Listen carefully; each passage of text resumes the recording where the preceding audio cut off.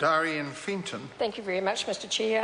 I'm happy to take a call in part 2, and as I indicated in my speech in part 1, I'm particularly interested in the issues around the changes to the tax treatment of accommodation and Canterbury migrants, meals and rest breaks and clothing.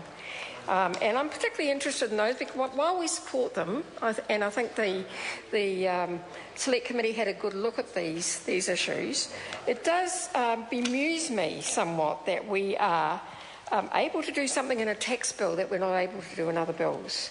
So, for example, in the accommodation area, I mean, there are some, it's pages and pages of describing what accommodation means, which seems to me to be fairly interesting, that we're going to the extent of having to describe the accommodation and the purpose of accommodation and what a workplace is and so on. But the particular thing that I'm interested in, that the Minister might be able to help me with, is why accommodation is tax deductible under this bill for people who have temporary accommodation because of work, but why it's not, or I might be wrong, you might be able to correct me on this, Minister, but why it is not tax deductible for workers who come here and work in the RSE scheme. And in fact, what happens with workers who come here and work in the RSE scheme, they are paid minimum wage minus accommodation. That is something that this government changed, I think, under Minister Coleman when he was the Immigration Minister. Under Labor, it used to be that it was minimum wage plus accommodation, so it couldn't be deducted in the way it is. So why the Minister thinks that's acceptable and why there should be a difference for those workers when you're talking about people that work in agriculture in particular in this legislation.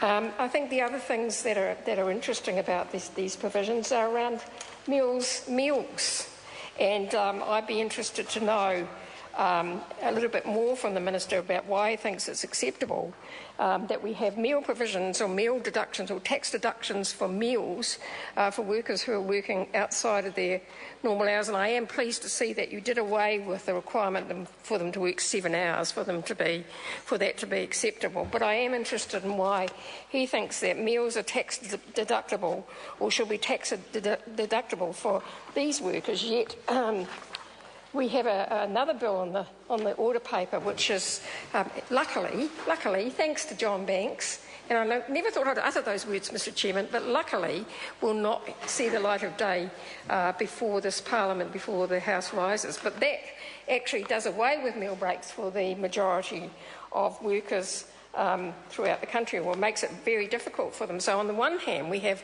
one set of treatment for people in terms of taxation who work away from home and are required to have meals, and then we have a totally different approach to workers who work at home and who work in their normal workplace, and who are now this government would be saying, and John Key said he's going to campaign on it actually, campaigning on whether they actually are entitled to meal breaks and rest breaks at all. So I am quite interested in that. And I would be interested in some responses about why there is different treatment for one group of workers and not another. And don't get me wrong, overall we support these changes. The other thing is about clothing. And there's some interesting stuff around clothing starting to occur with the legislation that the government is proposing around health and safety changes and clarification about what clothing requirements are, health and safety clothing requirements are. And I had someone contact me the other day who said that he works in a car cleaning service, and a lot of the time he spends his time outside in the snow, often in Queenstown, and outside certainly in the rain or during the day. And his employer is arguing with him that he should not have any sort of clothing provided to him and doesn't give him a clothing allowance. Now, arguably many of us would say that's a breach of the Health and Safety and Employment Act. But again, what I'm saying here is that there is, under this bill, there is one set of rules for one set of workers, and under another legislation that seems to be completely inconsistent with this, there's another set of rules. Mr Chair, thank you. Thank you very much, Mr Chair.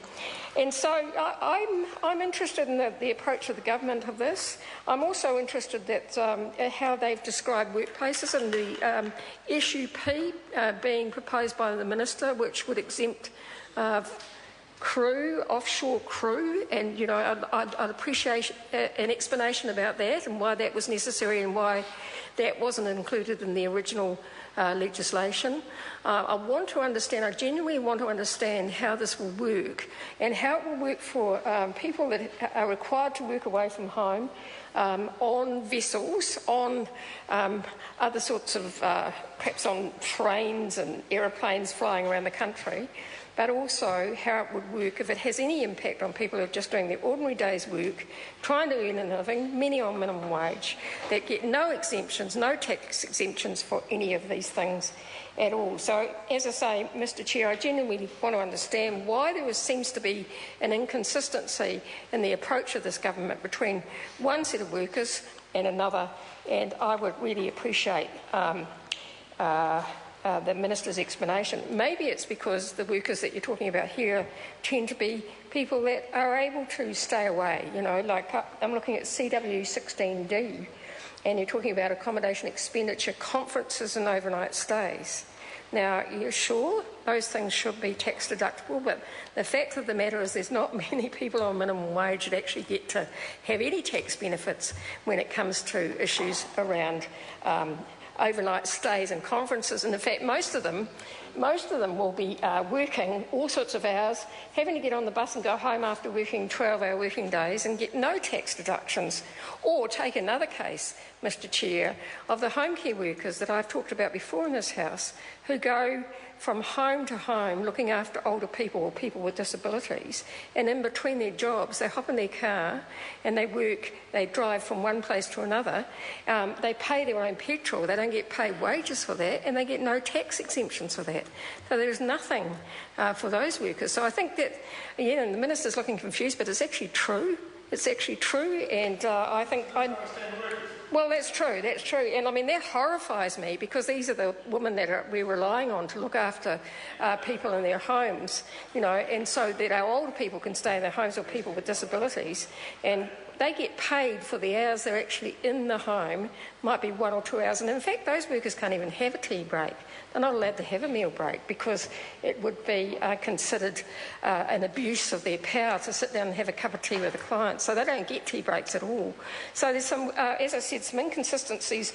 Overall, I always support things that move in the direction of making sure that workers are better off. And I do think that this Part 2 does that.